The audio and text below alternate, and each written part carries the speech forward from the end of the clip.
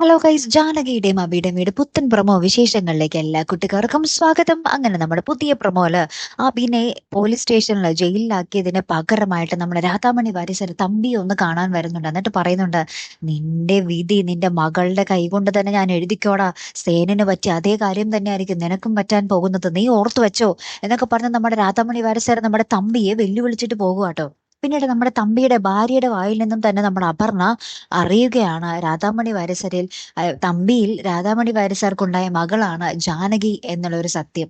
അങ്ങനെ നമ്മുടെ അച്ഛന്റെ ആ ഒരു മുഖം മൂടി മകൾക്ക് മുന്നിൽ അഴിഞ്ഞു വീഴുന്ന ഒരു നിമിഷങ്ങൾ തന്നെയാട്ടോ കൂട്ടുകാരൻ നമുക്ക് പുതിയ പ്രൊമോയിൽ കാണുവാൻ സാധിക്കുന്നതേ. നമ്മുടെ അപർണയുടെ അമ്മ തന്നെ പറയുന്നുണ്ട്, നിനക്ക് ഇത്രയും നാളും ആയിട്ട് മനസ്സിലായില്ലേ, രാധാമണി വാര്യസരിൽ നിന്റെയും അച്ഛനെന്ന മൃഗം ഉണ്ടാക്കിയ മകളാണ് ജാനകി എന്നിങ്ങനെ തുറന്നു പറയുകയാണ്. അപ്പൊ ഇത് കേട്ടിട്ട് നമ്മുടെ അപർണ അകപ്പാട് തകർന്ന് തരിപ്പണമായിട്ട് നിൽക്കുന്നൊക്കെ ഉണ്ടേ.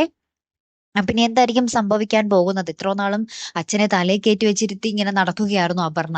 അപ്പൊ ഇത്രയ്ക്കും ഒരു മനുഷ്യ മൃഗം മാറുന്നു തന്റെ അച്ഛൻ എന്നറിയുമ്പോൾ ഉണ്ടാകുന്ന ഒരു അവസ്ഥ, പോരാത്തതിന് ജാനകി തന്റെ ചോരയാണെന്ന് അറിയുമ്പോൾ ഉണ്ടാകുന്ന ഒരു അവസ്ഥ, എന്തൊക്കെ പൊട്ടിത്തെറിയായിരിക്കും സംഭവിക്കാൻ പോകുന്നത് അല്ലെ? കാത്തിരുന്ന് തന്നെ കാണാം. അടുത്തൊരു വീഡിയോയുമായി വരുന്നത് വരയ്ക്കും ഗുഡ് ബൈ.